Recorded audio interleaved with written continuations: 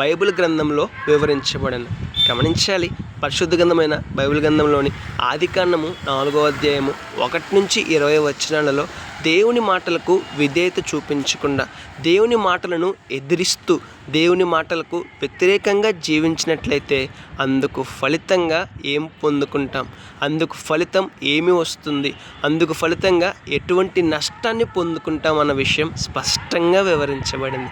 నేను చెప్పడం ఎందుకులే కానీ మీరు చదివితే మరింత స్పష్టంగా మీరు తెలుసుకోగలరు. దేవుని మాటలను వినకుండా, దేవుని మాటల్లో ఉన్న అర్థాన్ని గ్రహించకుండా, దేవుని మాటలకు విధేయత చూపించకుండా, దేవుని మాటలను ఎదిరించి జీవించడం, దేవుని మాటలకు వ్యతిరేకంగా జీవించడం వల్ల ఎటువంటి ఫలితాన్ని మానవుడు పొందుకుంటాడో స్పష్టంగా ఆదికాండము 4వ అధ్యాయము 1 నుంచి 20 వచనాల్లో వివరించబడిందండి. ఒకసారి చదువుదాం. అక్కడ ఏముంటుందంటే, కయ్యూను అనే ఒక వ్యక్తి ఉంటాడు. అతను దేవుని మాటలకు వ్యతిరేకంగా, దేవుని మాటలను ఎదిరించి జీవిస్తాడు. అందుకు ఫలితంగా ఒక నష్టాన్ని పొందుకుంటాడు. ఆ నష్టాన్ని నేను చెప్పడం కన్నా మీరు చదివితేనే ఇంకా బాగుంటుంది. ఒకసారి చదువుదామా? పరిశుద్ధ గ్రంథమైన బైబిల్ గ్రంథంలోని ఆదికాండము 4వ అధ్యాయం చదువుదామా? మన జీవితంలో అటువంటి సందర్భం రాకుండా జాగ్రత్త పడదామా? అటువంటి నష్టం రాకుండా జాగ్రత్త పడదామా? దేవుని మాటలకు విధేయత చూపిద్దామా? దేవుని మాటల ప్రకారం జీవిద్దామా?